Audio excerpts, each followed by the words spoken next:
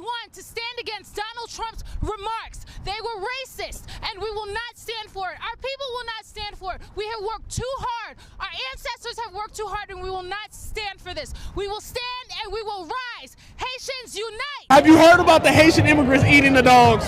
They're eating the dogs and the cats and the pets. Yeah, I heard about it. What are we going to do to protect ourselves? We're going to vote red. We're going to protect our damn pet. That's what we got to do, guys. That's what we got to do. Yeah, that's exactly what we got to do. That's what we got to do. We got to eat them dogs. Eat the dogs. Groups. And I think the more we learn about Haiti, the more we realize how our fate, and this is not an overstatement, our fate is actually directly connected to it if we are going to better understand what world we're living in with regards to how the powers that be intend to engineer the world towards imperialism. Our fates intertwined, going right back to the U.S. not recognizing Haiti's independence for decades, fearing that a slave uprising would inspire enslaved people in the United States to rise up. Weston Leal Snott, thanks so much for being with us. Haitian-American professor at Fordham University, where he teaches courses on the Atlantic slave trade, the American abolition movement, and Afro-Caribbean history. And thank you, Gerald Horne, professor of history and African-American studies at the University of Houston, author of many books, including Confront. Community is outraged after a Haitian woman died in ICE custody. Yeah, she was trying to board a flight to Charlotte back in February when she was initially detained. WCNC Charlotte's Jesse Pierre joins us now in studio. So, Jesse, you spoke to local Haitian community leaders. What are they saying this afternoon? Well, you know, they say the incident is disturbing, it's alarming, and they want answers. Now, this comes as Haitian Heritage Month begins today. It's normally a time for celebration, but they say instead it now feels heavy following the death of this woman and the ongoing deportations affecting Haitian families across communities. Haitian and Haitian Americans, Haitians by association, are spread out all throughout the North Carolinas. Marlene Silver is part of the Carolina Haitian Women's Society, one of several groups that say the death of 44-year-old Marie-Ange Blaise while in immigration custody is disturbing and unacceptable. I'm trying to feel out where is the humanity in the midst of all of this. ICE says Blaise was detained after trying to board a flight to Charlotte from the Virgin Islands on February 12th. The agency says she entered the United States without admission or parole on an unknown date and was issued an expedited removal. She was transferred from Puerto Rico to Louisiana, then a detention center in Florida, where she died on April 25th. Her cause of death is under investigation. She was transported back and forth from facility to facility. Was her condition, was her state, whatever situation she was in, was that taken into account? Haitian Heritage and Friends of Haiti founder Sabine Guerriere is also demanding answers. This is such a senseless death. Did not need to happen. ICE says comprehensive care is provided from the moment detainees arrive, and no one is denied emergency care. But with increased deportations, detentions, and uncertainty about immigration protections, many in the Haitian community are living in fear. People are afraid to go to school, afraid to go to work, afraid to go to the hospital when they are sick, afraid to even go to church.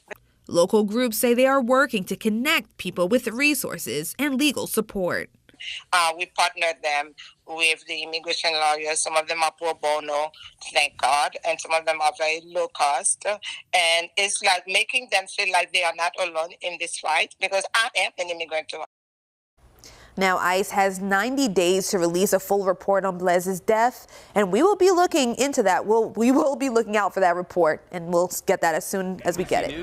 Back to you. Haitian migrants who were deported to Haiti today attacked pilots and immigration officers on another flight after it landed in Port-au-Prince. So the plane carrying single adult men were released from the aircraft to Haitian authorities on the airport tarmac. Then NBC News reports several of those men stormed another recently arrived jet carrying families.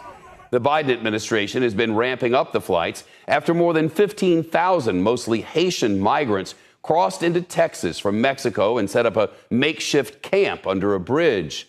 In Del Rio, here's NBC's Morgan Chesky.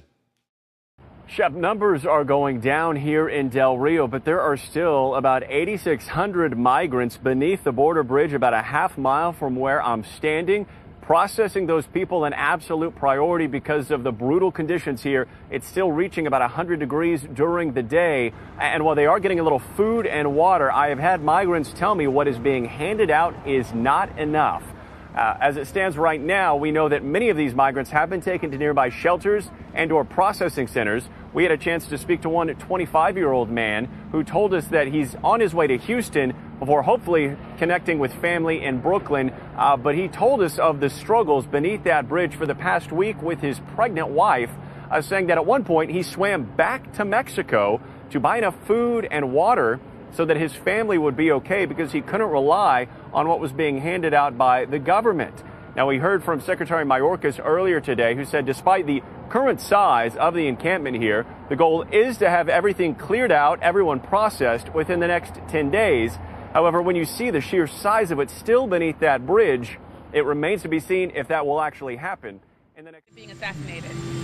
We need a lot more information, but it's very worrisome about the state of Haiti. Does the U.S. have a role in seeking justice? Mr. President, he just quietly sunk into the Caribbean or rose up 300 feet.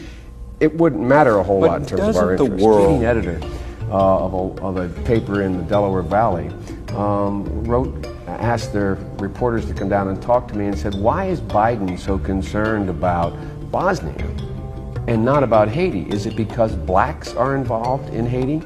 Blacks are what at stake in Haiti, and in Bosnia they are European whites. If Haiti, a god-awful thing to say, if Haiti just quietly sunk into the Caribbean or rose up 300 feet, it wouldn't matter a whole lot in terms of our... 7. Okay, so I find that level on my graph, and I come horizontally to my gradient line. Where it intersects with my gradient line, I'm going to come straight down to where it intersects with my fuck around line.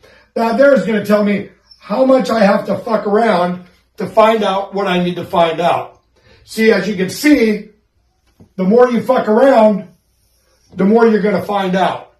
And also, if you stay down here and you never fuck around, you'll never find out. So I hope this lesson is helpful. Oh my God, I will vote. I will vote for Donald Trump.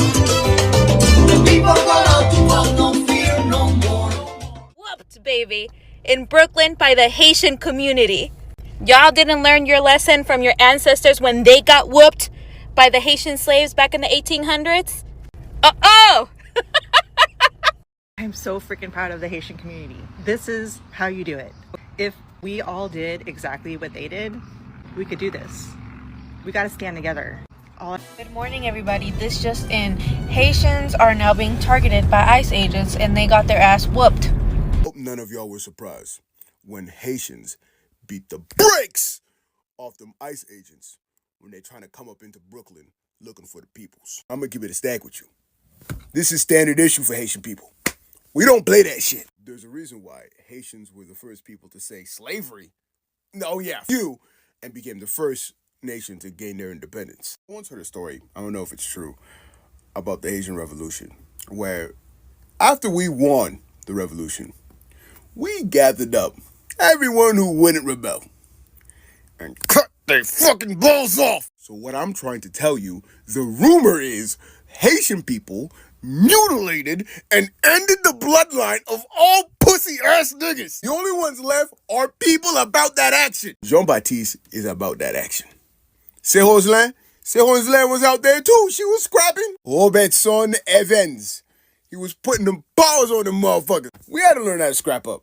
Don't nobody like us except us. And sometimes even that's not the case. Moral of the story, don't fuck with...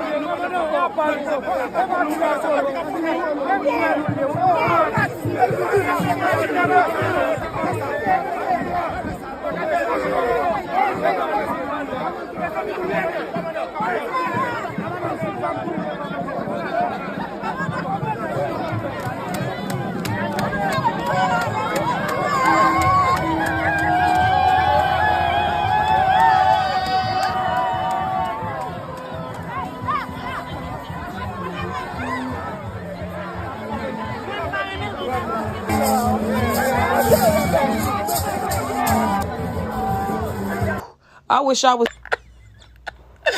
Y'all, I just saw a crazy fucking video. Apparently, ICE agents thought that they was about to come to Brooklyn to just go ahead and snatch up some Haitian people like they've been doing to Mexican people.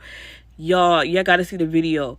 The Haitian people was whooping they ass. They was not going for it.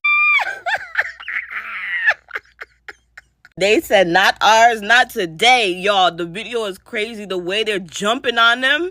It's, y'all should have known better. Y'all came to Brooklyn and decided y'all wanted to sit there and snatch Haitian people up off the street like y'all been doing in all those other states with the Mexicans and the Hispanic. Y'all thought that was gonna go down in New York City? What the fuck is wrong with y'all? And that's exactly the way that the rest of y'all should be fucking acting. Y'all Hispanic people out there just letting them snatch y'all up off the street and y'all not fighting back. Y'all just complying. Like, fight back! Nah, I bet you they think twice about trying that shit again, huh? Yeah. Man, I just woke up to some great news.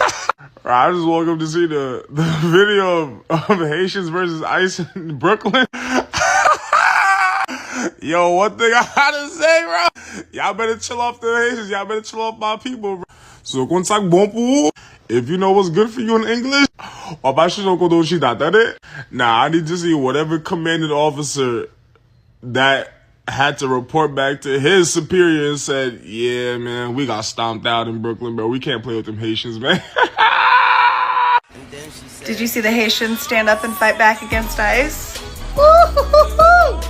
See, them Haitians is stepping up to ICE over in Brooklyn, New York. Hispanics take note. Because that alligator Alcatraz, we got people in this country who...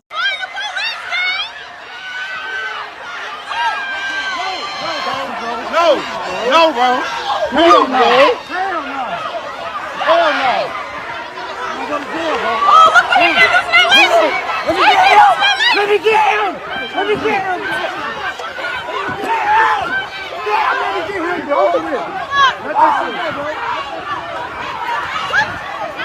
They're eating the dogs. They're eating the cats. Eat the cat. Eat the cat. They're eating the dogs. They're eating the cats. Eat the cat. Eat the cat.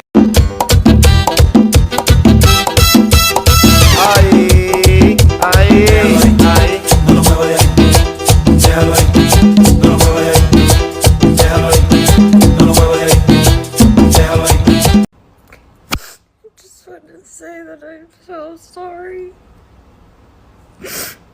All my people are getting attacked. The children. They don't understand. I'm so sorry. I wish I could do something, but I can't. I don't know what to do. I'll try everything, I promise. Latinos for Trump here representing. We've been with you since 2016. Co-founded Latinos for Trump. We pray for you, and it's time to what?